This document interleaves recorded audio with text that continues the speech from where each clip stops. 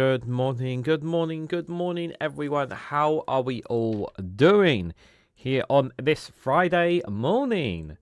Good to see you guys all. Hope you all are doing well. This is Reganelite here with another good morning show. It is Friday, the 26th of September, 2025, 11 a.m. UK time. We are dual streaming on YouTube and on Twitch for reference here. We're going to be looking at today's daily quota. We're going to be looking at the weather over the weekend and for Monday. And we're going to be looking at all sorts of news there. There's plenty to talk about as well. We've got quite a lot of news to look into for you guys that we're going to be looking at as well. I should also point out, some of you may have noticed, especially if you're top tier YouTube members, you will have noticed some short videos already been up and available.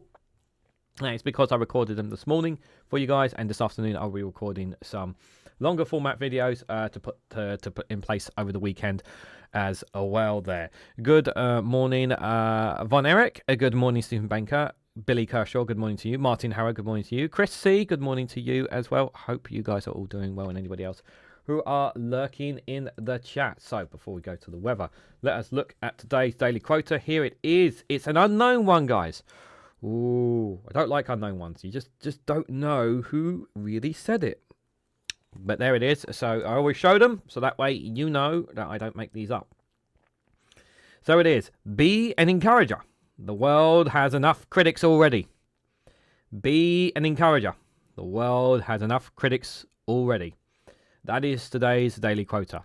You can take it on board or dismiss it. Entirely up to you guys. Unfortunately, for the 27th and the 28th, you will not be hearing them from me. You will have to find them on my social medias over the weekend, because we do not do a good morning show over the weekend, guys. Apologies, but I do need to give time to my partner. Otherwise, I would not be a very good I would not be a very good man to her if I did. If I was doing these live streams every single day for the rest of my life. There. So that is indeed. Let's go have a look at the weather, guys. It is the weather report, and this is Friday. It is. I'm just using from 7 o'clock here today, just for reference here, but we can see some of the temperatures here over in Europe. 22 in Madrid and Lisbon, Nice 21, Rome 20, Zagreb 15, Bern 10, Vienna 14, Prague 14, Berlin 13, Brussels and Paris 14, 12 respectfully there. Oslo 10, Bakovic 11. They're up in Iceland, and of course the most for most of us here in the UK here we have London and Cardiff 14, 15, Manchester 15, Edinburgh 14, Belfast, Dublin 13, 14 there respectfully. Like I said yesterday, but you can see it from here from today all the way up to the rest of the day. Not really much. Maybe tiny drizzles of rain, but the most majority of which it's just going to be a little bit chilly in parts, but mainly cloudy. You might get some sunshine in parts, maybe, of where you are in the UK. But overall, you're going to be fine, is what I will say. So you won't need a brolly. That's for sure, guys. I really just want to put that out there. I'll just put the winds on as well, just for reference there as well. But if we go into Saturday here overnight, like I said, for those living in Scotland and north of most of the high north of England and in parts of Wales there, you can see throughout the night and into most of the day there, you can see this big blush of rain. Storm is going to be coming over, so you do need to be aware of that tomorrow. Pretty much it's going to come through. Pretty much from Saturday morning. You're going to be feeling it there. So do take precautions. Again, to my friends up in Scotland, please take precautions necessary up there. I can't stress that enough. And temperatures, really, nothing really too much. It's just going to be a bit cool, very cool for most temperatures there. You can see 14, 13, Manchester 13, Dublin 13, Belfast 13, Edinburgh 13 there. By the way, just for reference, I still have not gotten over my sore throat. It's still there. And I know it's still there because I can feel it. So I have to go. I'm going to have to go to the... I'm going to have to take something to help tackle it again.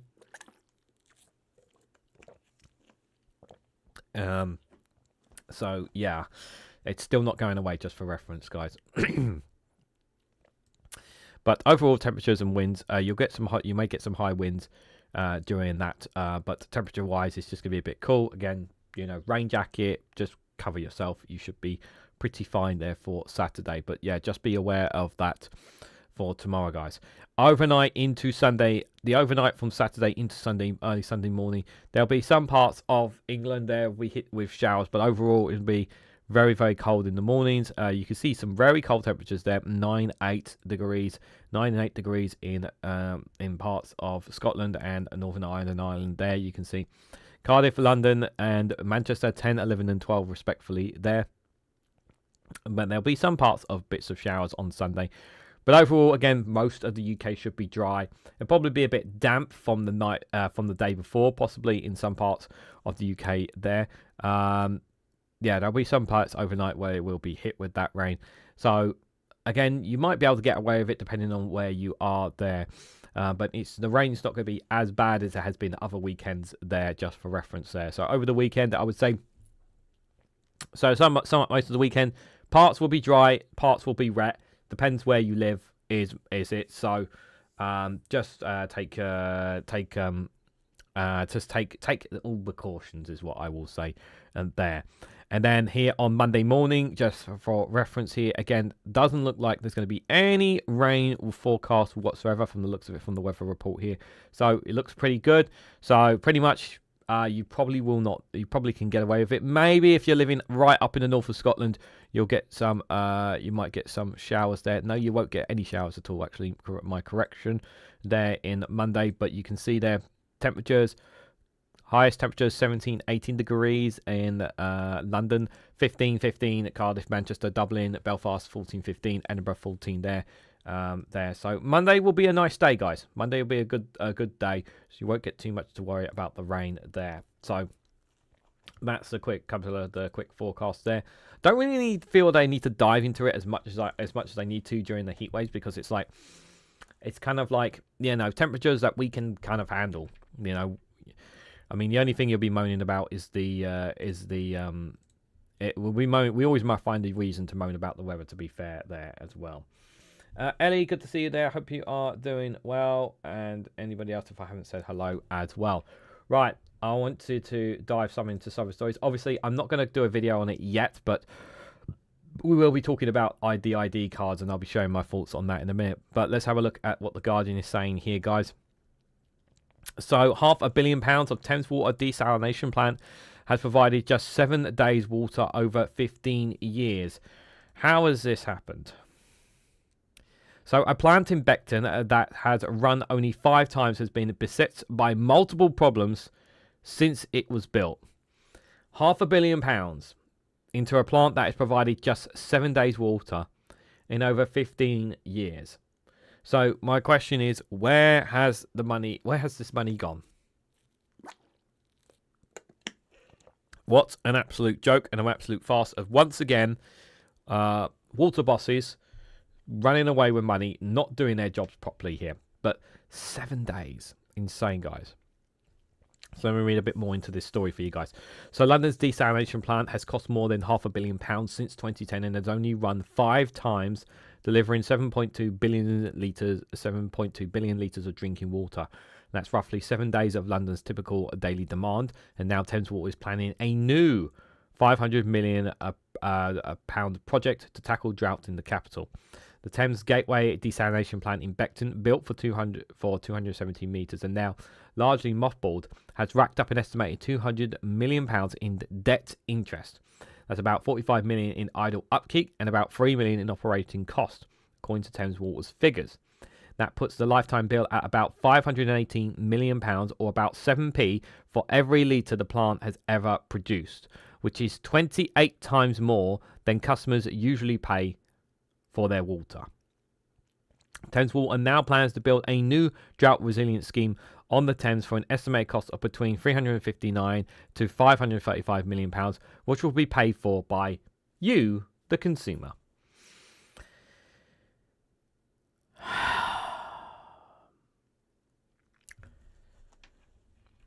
If my voice wasn't so battered, I would be screaming and swearing, because, you know, these people have already taken huge swaths of money, and now they're demanding more here. It's just infuriating. So the Teddington District River Abstraction, the TDRA scheme, will remove water from the river at Teddington, pump it into the Lee Valley reservoirs in North London, and replace it with a treated effluent from modern sewage that works in West London. So this is what they're proposing. So Thames Water is planning to draw up tens of millions of litres of water a day from the Thames River and replace it with a treated effluent here. So there's the modern sewage treatment works. The new abstraction point would take to the Leeds Valley. Their new pipeline would carry treated wastewater into the Thames north of Teddington Valley there. A senior water industry figure was blunt. Father Thames is going to get hit because you're taking clean water out and you're putting dirty water back in. They can't argue that. If that was not the case, why wouldn't they just take water from the wastewater treatment plants, put it through treatment, and then use that for drinking water? The Beckton desalination plant is not a clean fix. It is energy incentive, producing brim and discharges effluent containing chlorine, chloroform, and bromoform disinfectant byproducts into the Thames. Other waste streams are chemically neutralised before being mixed with outflows from the neighbouring Beckton sewage works and released into the river. Thames Water says the plant is not currently available because of reservoir safety related works, essential maintenance, and because it is awaiting drinking water inspectees for approval for a new reserve on most members. This sounds like to me they're just kicking the can down the road on the issues with it. However, according to official documents, the plant has been besieged with big problems, repeated chemical leaks, and have forced workers to wear protective chemical suits to enter parts of the site. And Thames Water has admitted that system failures have prevented the plant from ongoing running due to health and safety issues. This sounds like to me they haven't been running it properly, and it sounds like they're minimising as much usage to it as possible. With upgrades are underway with the aim of getting 50 metres of water a day. That's M1D by the end of the current 5-year investment cycle, and 75 MID during drought periods by 2031, according to the water company's documents. A Thames Water spokesperson said Gateway desalination plant is designed to provide up to 5% of London's supplies during very tried conditions, with decisions on operational based on long-term forecast and storage levels. Once safety works and maintenance are completed, it will run in line with our water resources management plan. Yeah. For me, this is the thing that just infuriates me more than anything. That a plant that £500 million that has been invested in on taxpayer money, because it has been taxpayer money, and it has provided just 7 days of water in over 15 years. It's just so infuriating. It's so infuriating and we talked about this last night, myself and Angry Pagan on the EcoFlex show, about how much water is wasted because of so many leakages that we know, the public information that we know, and there's so much more that's wasted by this company, that leakages that we don't know about as well. And then you have situations like this, and this is all because Margaret Thatcher decided to privatise our water companies. None of this would be happening if they were in the control of the state. These things would not be happening. Farage is endangering women by failing to condemn paracetamol claims, says Bridget Phillipson. So the Deputy Labour leader candidate criticises scaremongering on autism and said the party must be firmer on tackling reform. She says Nigel Farage is endangering women's health by failing to condemn Donald Trump's claims and that using paracetamol during pregnancy causes autism. She has said, yep, she's absolutely right. She said the Minister for Women, Education Secretary and Minister for Women said that she had used the painkiller through her second pregnancy, and she warned that reform's connections with medical conspiracy theories, including anti-vax rhetoric, make the party a danger to public health. Yep. She's running for Labour Deputy Mayor, and she says she wants to use the platform to make a stronger moral argument against reform, saying that Labour needs to get on the front foot in challenging them. She said Farage's unwillingness to repugn Trump's comments on autism and paracetamol was wrong, and she said I couldn't have got through my second pregnancy without taking paracetamol, and to scaremonger in that way and to scare women and put lives at risk, I think is really dangerous, she says. Reform has also drawn criticism for giving a platform to a cardiologist who suggested the COVID vaccine was linked to King Charles's cancer. Phillipson said vaccinations have saved the lives of millions of people. They, Reform, are prepared to go to the fringes, and we've got to be firmer as a party in taking them on. Yep, this is all true, but the problem is Reform are not going to change their position, and they're just going to keep throwing these lies out there. They're just going to keep throwing this stuff out there on things like that. IOPC investigators allegedly said Nottingham stabbing inquiry was politically motivated, apparently. So the mother of Barmy Webber said allegations about watchdog staff of their families asking who they can trust. So a police watchdog investigates who are alleged to have described an inquiry into the 2023 Nottingham stabbings as politically motivated are disrespectful and inhumane, the mother of one victim has said. So Emma Webster said new allegations about the staff at the Independent Office for Police Conduct, the IOPC, had left families asking them who they could trust. The IOPC is examining the response of police involved in the case of Valdo Calocane, who killed 3 people. Its investigators are reported to have told that Leicestershire police officers who failed to arrest Calocane a month before the stabbings that their disciplinary case was politically motivated and was being driven by the families of the victims. The officers who did not arrest Calocane for assault, even though he was warranted on a warrant for not attending a court hearing relating to previous violence, claimed they were told that they would get off with words of advice of relative practice. The IOPC said it was treating the allegations against its staff extremely seriously and had commissioned an external investigation. Webber, the mother of Barbary Webber, told BBC Radio 4 Today programme that this bombshell that the officers themselves now have made a formal complaint with regards to their investigation interviews in the investigation itself is just mind-blowing. Yeah, that is a bit odd. It's indicative of the whole. It's indicative of the whole sorry, terrible, tragic mess and the car crash of our institutions. How disrespectful and inhumane is that? You know, to think that it is politically driven. We just want the truth, and people that just didn't do their jobs properly or failed or to be negligible, they must be held to account. Yeah, that's just the main thing. People who failed to do their due diligence on this need to be held to account. That's the main thing on this story more than anything. None of these countries have drone monitoring citizens, or do they? I don't see drones in the sky whenever I'm out, so on that. It's mucus in my throat, so apologies for that. Okay, the big story, guys. I know you guys are wanting to hear my opinions on this. So, Keir Starmer says digital ID cards are an enormous opportunity for the UK. The PM set out plans for compulsory brick cards, but faces opposition from civil liberty groups over privacy concerns. So, I spoke in the past about this. And here is the thing. Now, in other European countries, they do have forms of ID in some way, shape, or form. And many people in Europe, they say it's beneficial. It has perks and it has its benefits to them. Allows them to be identified of who they are. It makes things a lot easier for them to travel around. They use those ID cards, especially when they are part of the EU, so they don't need to take their passport with them as well. A form of identification. Now, on the front of it, it sounds like a good thing. On the front of it, but there's just one big problem. We are in a situation right now where many people are kicking and screaming about immigration. We have Reform who are not stopping talking about this.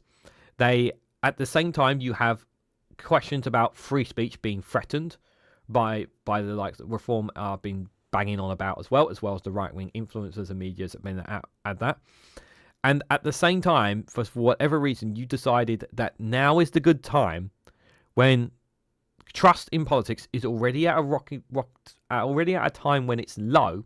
There's a great deal of distrust in politics, that you think now is a good idea to introduce a policy that you never even put in your manifesto. Like, it's bad enough that you tried to take away money from people with disabilities on the benefit system. It was bad. It's bad enough that that you still haven't admit that you want to bring back the 2-child benefit cap, and you still haven't brought out your child poverty strategy for children out there when you've been in power for more than a year and a half now, and you still haven't got the child poverty strategy out there when millions and millions of children are screaming out for help. And this is not Keir Starmer. This is not Labour. This is a Morgan McSweeney policy. And I agree a lot with what Dave McGuinness was saying in his monologue on his live stream here. I think this is about control. I do think this is more about control over the British public than actually controlling immigration. The idea that this will stop the boats is bollocks, and I think anyone who buys into that is a dumbass. It will not stop people getting on a boat crossing the river. It was not going to work as a deterrent, just like Rwanda, just like the forward command post that they promised they were going to build. None of that is going to stop people getting in a dinghy and crossing over.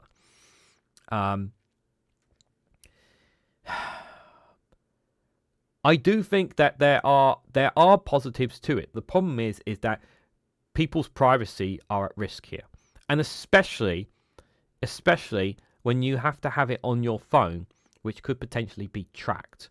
People's privacies here, rightfully so, are upset about this. I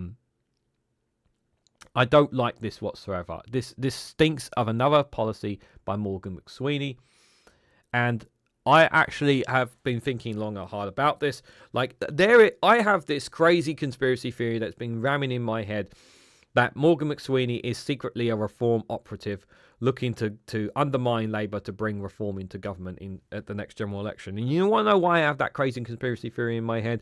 It's because all the kind of policies that have been being introduced by him and the people around the Blue Labour have been nothing more than Tory right-wing policies designed to hurt the British public, designed to hurt our fundamental systems. Yeah, there are good policies that this Labour government have introduced and have done, but overall, it feels like to me that they are lining up for a reform government with some of the policies and that. And this kind of stuff is only aggravating people out there. People are so angry right now.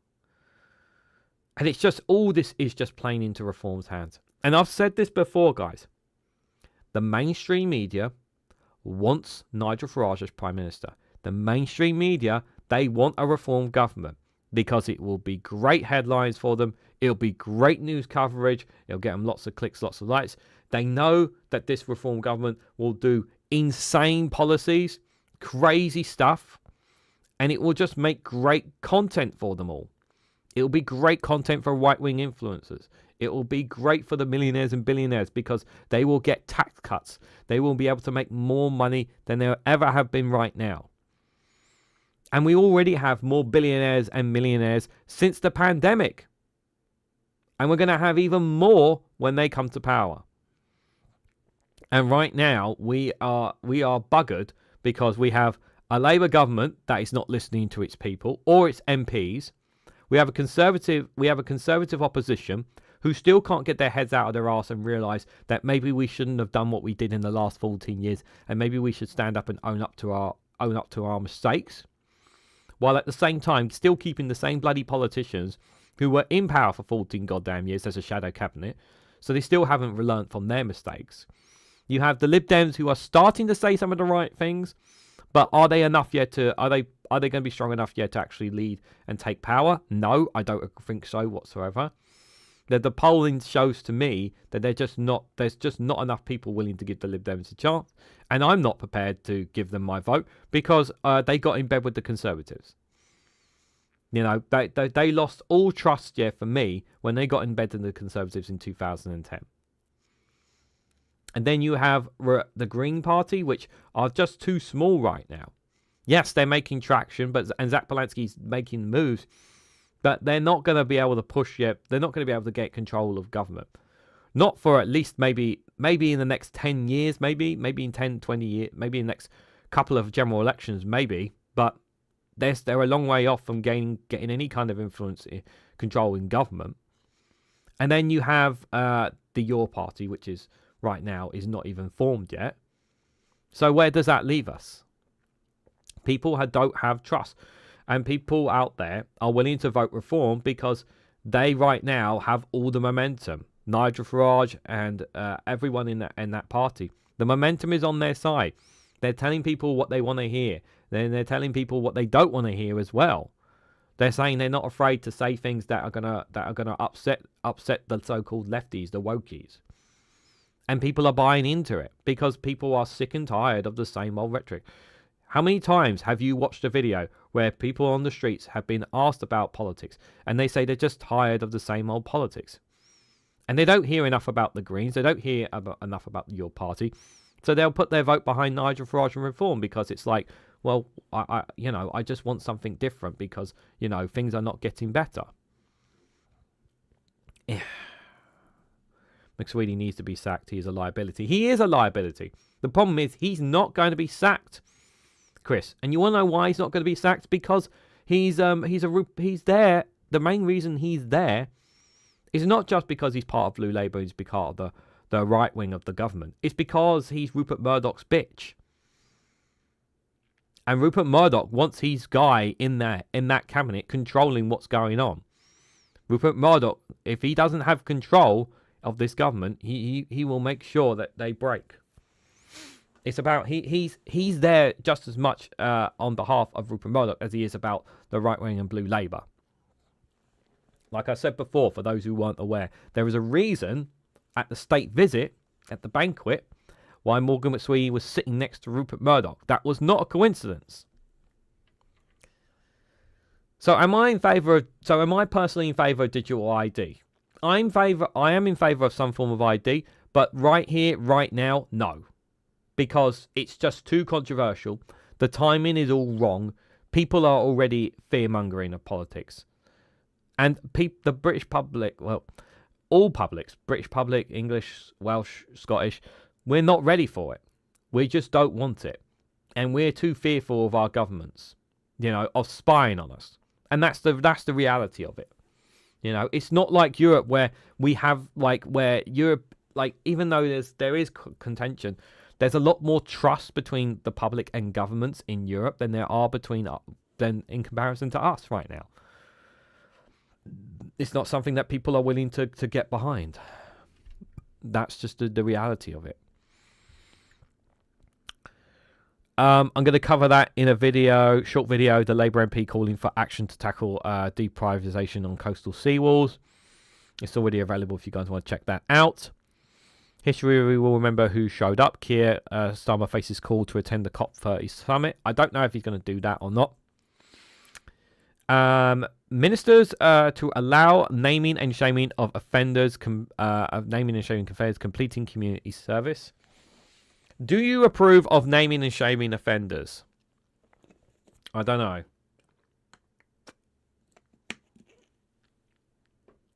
And kind of is two ways about it. It depends. Westminster is broken and Starmer is spineless. People want a quick fix, go for reform, etc., thinking there's a solution now and don't realise that there'll be a way worse later, says Indy Duck. That's exactly it, yeah.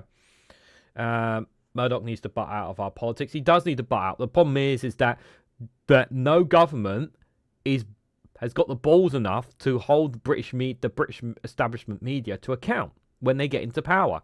None of them are prepared to put the Leveson inquiry onto them. That's the problem. None of them are willing to do it. They're all afraid of they're afraid of the mainstream media. If it's to align with the EU, then just say so. You know what? If Keir Starmer said that probably would win over a lot more voters on the left, I would say. If he said that, he might win a lot more voters if they were copying similar ways to how the ID works in Europe. But that's not what he's saying. He's saying it's because of immigration. If the earth was flat, the cats would have knocked us off by now. Yep, that's true. McSweeney is the boss so who sacks him? Yeah, who does sack him? That's the problem. Well, the only one who can do it is Keir Starmer because he's the Prime Minister. He's not prepared to do it. Just other stories here before we switch gears, guys, because there's plenty of other things I want to talk about. White low-income pupils report lowest enthusiasm in schools in England. Fighter jets purchase would put UK in breach of nuclear treaty, says the CND there.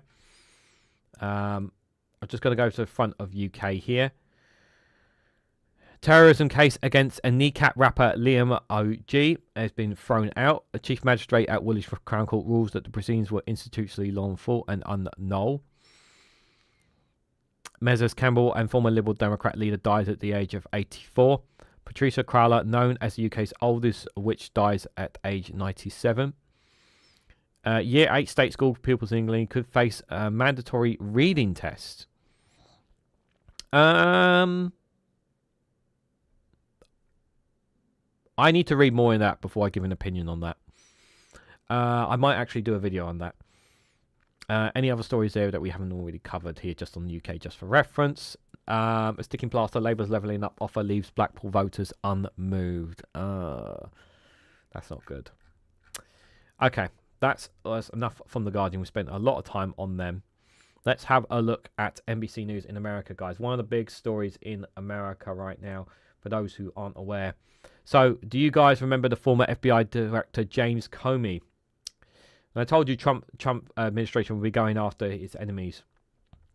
So the former FBI Director James Comey has been indicted. The 2 counts of making a false statement and obstruction. The indictment comes days after Trump called for his prosecution. Let's have a trial. Comey maintains innocence in social media response. This is completely and totally outrageous. This is Donald Trump going after people who are a threat to him because of what occurred on January the 6th. Here, he was doing his job, and this once again, innocent people are being targeted in America. This is what this is, guys. So let me read a bit more into this, for context. So, former FBI Director James Comey was indicted on Thursday. No, thank you. Days after the President Donald Trump publicly said that the U.S. Attorney General Pam Bondi should prosecute him and 2 other political adversaries.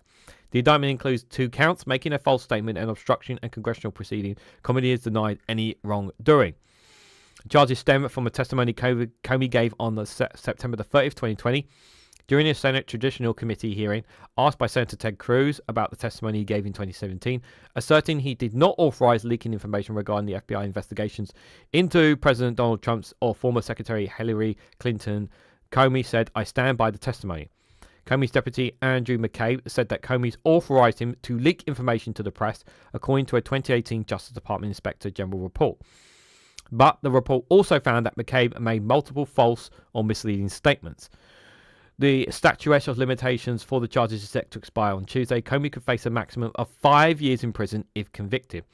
Trump celebrated the indictment. Justice in America. One of the worst human beings in this country has been exposed to this. Is James Comey, Trump said in the postal on there. Pam Bondi, adding in the statement to the indictment, reflects this department's justice commitment to hold those who abuse positions of power accountable for misleading the American people. We will follow the facts of this case. You know this is bollocks, right? Comey denies the charges against him in a video posted on Instagram. He says, "My family and I have known for years that there are costs to standing up to Donald Trump, but we couldn't imagine ourselves living any other way. We will not live on our knees, and you shouldn't either," Comey said. "My heart is broken for the Department of Justice, but I have great confidence in the federal judicial system. I'm innocent, so let's have a trial and keep the faith," he added. Comey's arraignment is set for October 9th before U.S. District Judge Michael S. Therefore, an appointed of former President Joe Biden. Trump has undone norms and guidelines established after the Watergate scandal to prevent presidents from ordering the Justice Department to prosecute their political rivals. For the last 50 years, presidents have refrained from weighing in on whether the DOJ should bring prosecutions. Since starting his second term, Trump has appointed lawyers who served as his personal defense attorneys and top DOJ positions, pardoning over 1,000 people that charged the January 6th attack, and publicly pressuring Bondi to investigate his foes. This is going to be tricky for James Comey. I mean, the law should go on his side. He should come out of this okay, and I really hope so. Because at the end of the day, guys, I really mean this. He's done nothing wrong. He's done nothing wrong. Okay, but they're looking for anything to get on him, anything at all. And I really hope he doesn't face any face any actual jail time or any guiltiness and whatsoever. I hope the law is on his side in this. I really hope so.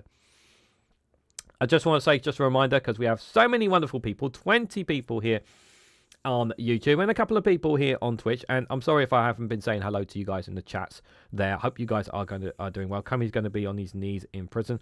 Let's hope not. I didn't see what's going on, says Ellie. Good morning, Scott Hayes. There, I hope you are doing well. Just a reminder, guys, for those on YouTube, if you want to financially support me in the work that I do here, you can leave any super chats down below. Help me reach my super chat goal today. It would be greatly appreciated. And obviously, you can consider becoming a YouTube member for as little as 99p. You can get access to custom emojis, get access to members' community posts, and if you become a top tier member, you get early access to additional content, which is already available to you guys right now. So thank you guys for being here. I do appreciate it. So they're got to fight back. Democrats press leaders not to cave in a shutdown fight. Seriously, screw the Democratic Party right now. I have my reservations about like there are one or two good people, but the majority are they're just in Israel. They're just Israel's bitch, pretty much. And Chuck Schumer is they're not going to prevent a shutdown. They're not going to prevent a shutdown. The country should go into a shutdown. It would be beneficial. It would actually be beneficial if the country got shut down. But there's too many Democrats who are going to get tied in, and Schumer's going to basically tell them to hold the line there, unfortunately. Russia's Orbán tells Trump that dropping Russian energy would bring economy to its knees. I don't know about that. Hungary remains one of the only countries in Europe to continue purchasing Russian oil and natural gas. I don't agree with this. I think there is oil and gas in. There's plenty of oil and gas in the Middle East, and it's about transferring it over from there. I don't agree with that assessment at all. Kirsty, thank you so much for the $4.99 super chat. Thank you for helping me try and reach today's goal. This Prime Minister and Foggage are good reasons for independence for England, Scotland, Wales, and Northern Ireland.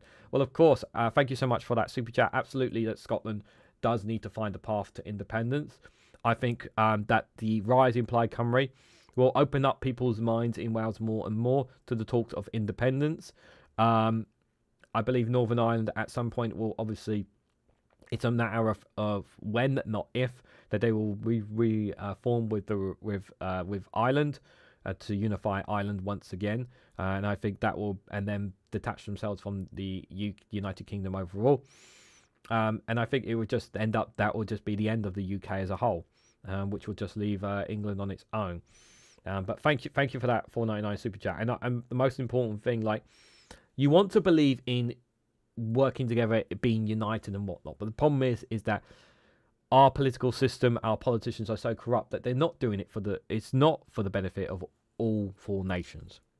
And it's not been that way for decades now, which is why that it's gotten to a point where Scottish people, Welsh people eventually are just like, what's the point of being part of the UK when we are being treated like shit and being told what we can and cannot manage by Westminster, who have not been giving us a fair sharing and been holding our funding,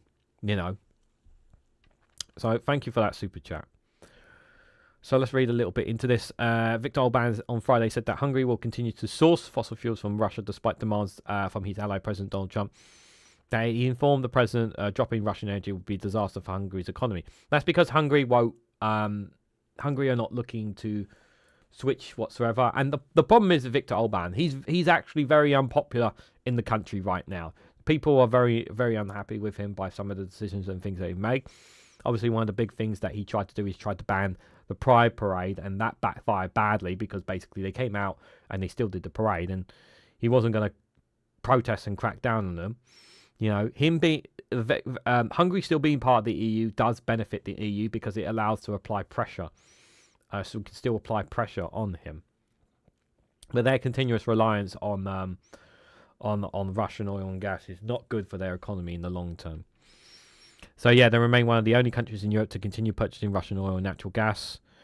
But Trump and Amira, the long-serving Hungarian leader, earlier called this month on all NATO countries, including Hungary, to cease purchasing Russian oil since he believes the Russian-Ukraine war would end if they did so. No, it wouldn't. Especially when they are still selling oil and gas to India. There's still agreements with not just with India, but also with China as well. We know Donald Trump's trying to apply pressure on India by imposing tariffs of up to 50%, I believe, on India. It's just not enough there. Yeah, of course, Stephen Bank. It's been a long time for you guys, yeah. But yeah, no, I don't expect too much to change there here. Oh, you stand with Israel? Do you, Diz, in the Twitch chat? Oh, okay. So you support murdering children then? Okay, you're a child killer supporter then? Okay. Well, everybody else in the YouTube chat doesn't support the murder of children, but you obviously do. Let's see what else there is. Trump says US will impose new tariffs on heavy trucks, drugs, and kitchen cabinets.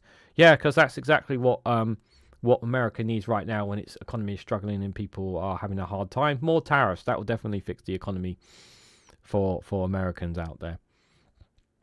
Netanyahu to address the UN as Israel faces growing isolation over its assault on Gaza. Why is that guy being given a space on there? Parents of missing Camp Mystique campus said they're devastated by the plan to reopen. South Korea passes landmark bill to legalize tattoo artists. Ooh. I'm genuinely curious. The legislation which President Lee Jae-myung is expected to sign the law ends a decade-long ban on tattooing by those without medical licenses. Its parliament has passed a bill to legalize tattoo artists, ending a decade-long ban on tattoos by those without medical licenses. The Tattooist Act passed convincingly on Thursday afternoon with 195 votes in favour out of 202 members present, enabling non-medical professionals to obtain a license. The law will take effect after a 2-year grace period. South Korea is the only developed country where tattooing is considered a procedure that only medical professionals are capable of legally performing. While tattoos are not illegal, tattoo artists face fines of up to 50 million won, as well as prison terms for practicing their craft. Despite the ban, Korean tattoos have become increasingly popular at home and abroad, making it easy to spot people on the streets of Korean cities with tattoos, including K-pop stars. Yeah, because everyone loves K-pop, of course. Thank you, Martin Harrow, for the £2 super chat. One more for the row. Thank you so much. There's 3 more super chats to go. Appreciate it.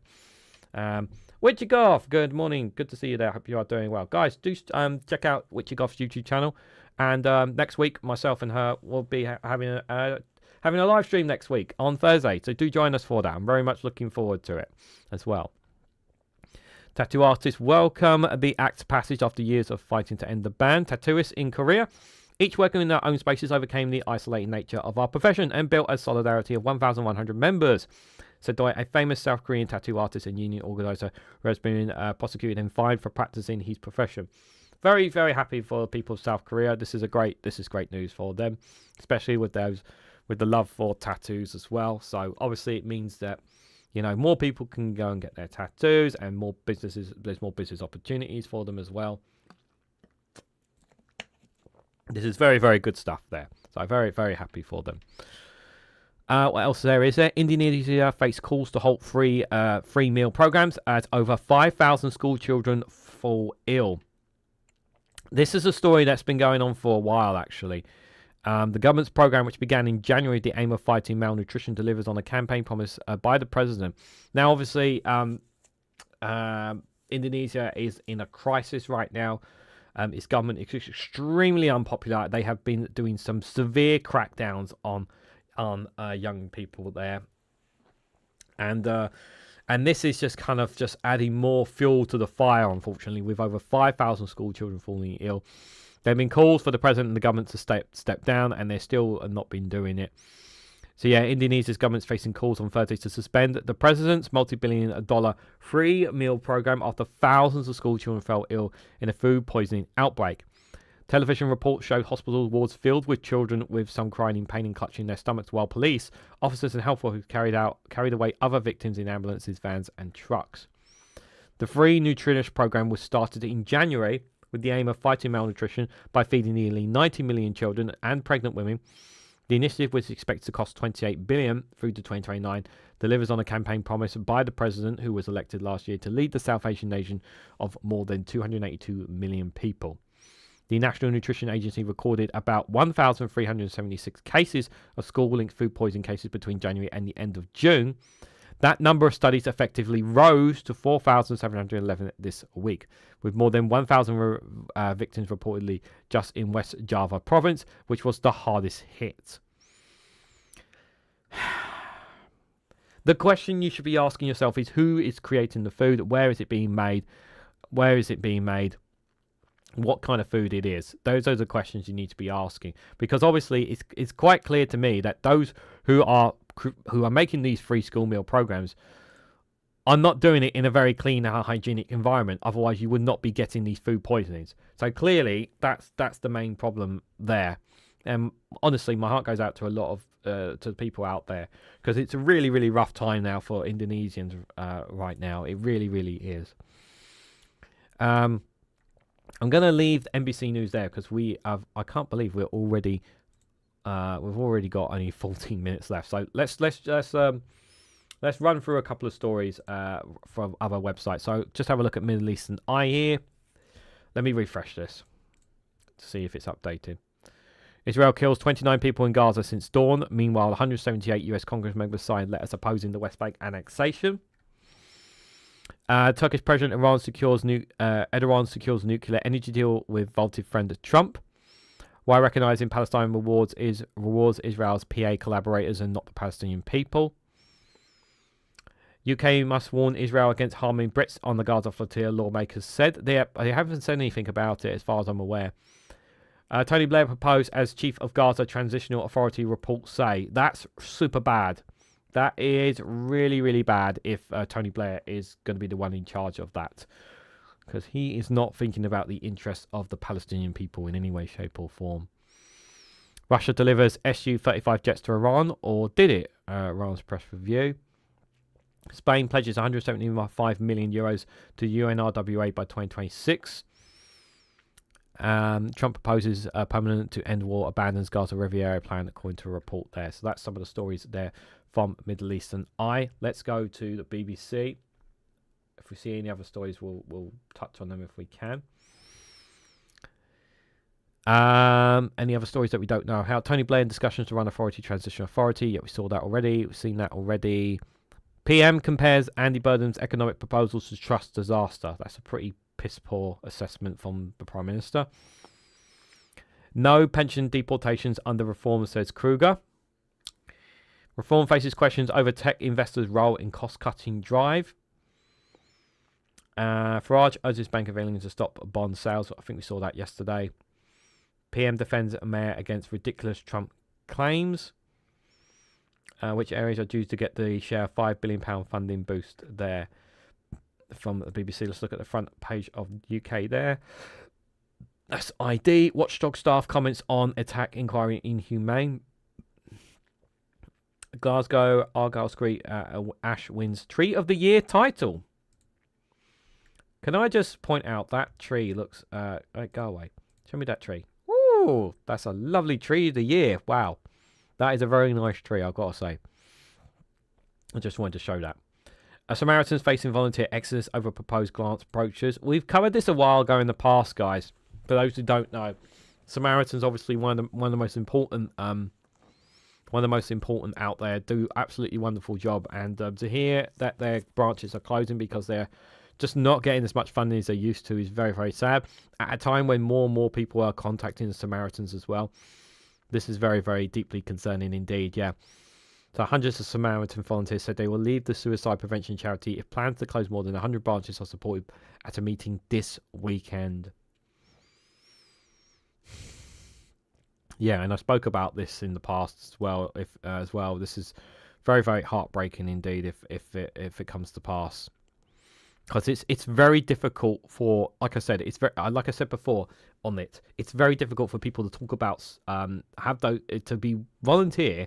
And if I wasn't in those office buildings with other people doing this, right, and I'm here right now, sitting in this room at home on a computer or on the phone, talking to people about this kind of thing, it's not just obviously me trying to talk the person out of doing something that is that could that they may or may not take their life, but the psychological effects that I would have to face as well.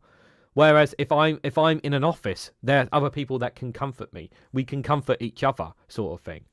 You don't have that if you're in your home alone doing this voluntary work. It's a big difference.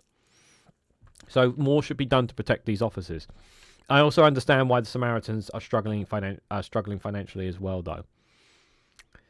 I think that's all for the BBC there. We'll leave them for now. Let us go to the Associated Press. Give me 1 second because I need to find the right screen for that. Love the tree. Yeah, I do love that tree. It's very, very lovely. I think it's very, very bad idea to go ahead and close the 100 branches. Yeah, I just think it's a really bad idea. I don't think the tree cares, to be honest, says Ellie. Yeah, I've got a suspicion the tree doesn't seem to care either, to be fair. We have a former tree of the year, the Allenton Oak, almost 1,000 years old, says Martin Howell. Ooh, very cool. So that's the James Comey story, so that's why I've gone a bit further down. Slovenia has banned Israeli Prime Minister Netanyahu from entering, citing the ICC arrest warrant. Trump said he will not allow Israel to annex the West Bank. I covered that in a short video coming out over the weekend. Eurovision is to decide whether Israel can take part in the 2026 contest as calls mounts for its exclusion. I think Eurozone are not going to buckle to the pressure. I think they're still going to allow it. And if they do, I think people should just boycott Eurovision. Just boycott it. And just, don't give them ratings. Don't give them your attention. Just don't give them any attention. Now, I hope countries do boycott if Israel takes part. Let's see. Hong Kong lawmakers passed bill to ban substandard tiny apartments. What's this story? Oh my God! This is what people have to live in. Look at this. This is. You see, when we think about what we have to live in some conditions, this is what people in Asia sometimes have to do, and they're banning these tiny apartments. Absolutely terrible. So Hong Kong lawmakers passed a bill on Friday mandating a minimum size and excluding bathroom and other standards as subdivided apartments. Common living arrangements in one of the world's least affordable cities. Around 220,000 people live in dwellings created by dividing regular apartments, including migrants, workers, students, and young professionals. Some of the spaces have a toilet bowl next to the cooking area, no bathroom, sink, and washroom shared among neighbours. Beijing, which sees the city's housing problem as a driver of the 2019 anti-government protests, wants to phase out subdivided apartments by 2049. Housing Secretary Willie Ho said it was painful to see people living in substandard conditions as the suffering should not occur in Hong Kong. Legislators passed the bill by a show of hands after hours of debate. About 1/4 of the city's 110,000 existing subdivided homes are less than 8 square kilometres, that's 8 square metres, that's 86 square feet. The new minimum size mandate by comparison, the standard size of a parking space in a city is 10 square metres, that's 110 square feet. The median monthly rented unit was 500 Hong Kong dollars, that's $640 for reference. An estimated 33,000 units, or 30% of the existing subdivided apartments, would need major renovations to meet the new requirements, and others would need simpler improvements. Yeah, so this is what you would see of original floor plan. This is what they do. Tiny subdivided units there. Tiny little cramped boxes, guys. Absolutely tiny stuff. Among other conditions, each unit must have at least one openly window, excluding fire detectors, and a closed toilet area with a door separating it from the rest of the apartment. Landlords will have a grace period to renovate substandard homes and eventually can only rent out those that are recognised as meeting standards. Violations could lead up to fines of 300,000 Hong Kong dollars and 3 years of imprisonment, along with daily fines for ongoing offences. The authorities plan to roll out the registration scheme next March. Yeah, that's pretty brutal for people who have to go through that. Let's see what else the Associated Press here has got. 5 minutes left, guys. If we can reach that super chat goal, it'd be greatly appreciated.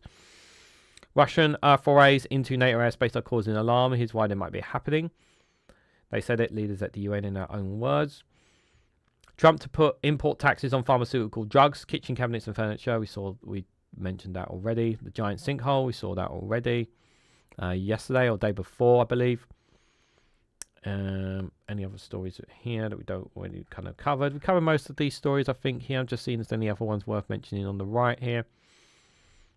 Hegsev says wounded knee soldiers will keep their Medal of Honor. I should think so. Right, let's keep going because we don't have a lot of time left. We stop at 12 o'clock just for reference for those who are new here. We only go for an hour. Canada signs historic free trade agreement with Indonesia. Very good. Very good for them. South Korea begins the trial of ousted President Young over failed martial law. Cover that in a short video. Thai and Cambodian border truce very fragile, but may have violence is unlikely. South Korea fires warning shots at North Korea's shipping crossing sea border there. 400,000 evacuate, 3 dead as a fresh storm batters the Philippines there. My condolences to those who've lost loved ones there. Japan faces a fundamental dilemma on counter-strike missiles. Asia markets should drop to US data, new tariff threat, so sentiment there. Any other stories worth covering here? No, I think we'll just leave that there. Just a couple of stories there from Asia. Let's have a quick look at what's happening in Africa, guys. I'm just going to refresh the page here. Thank you so much, Alistair, for that £2 super chat to help me get a bit closer to today's super chat goal. Appreciate your support, my friend. And for those who have already given super chats, thank you. I really appreciate that. Interpol targets romance scams. 260 arrests in Africa. African leaders demand inquiry and UN reform, decrying marginalization there. Ethiopia and Niger are planning to build a nuclear plant with Russia's Rosatom there. So they're using, obviously, that's Russia gaining its influence more in African nations, because obviously, France pulled out of Niger. Was it last year? I think it was. Yeah, so Russia are taking attempts there. Botswana seeks alternative markets as US tariff erode exports competitive there as well. Japan cuts Africa exchange initiative and increased immigration fears. Sudan's Prime Minister urges ceasefire roadmap in the UNGA. Covered that in a short video. African leaders demand inquiry in US reform. Yep, said that already. Palestine, the president denounces October 7th attack at the UN General Assembly there as well. Egypt and Turkey to hold joint naval exercises for the first time in 13 years. That's Egypt and Turkey there. That's quite an interesting story there.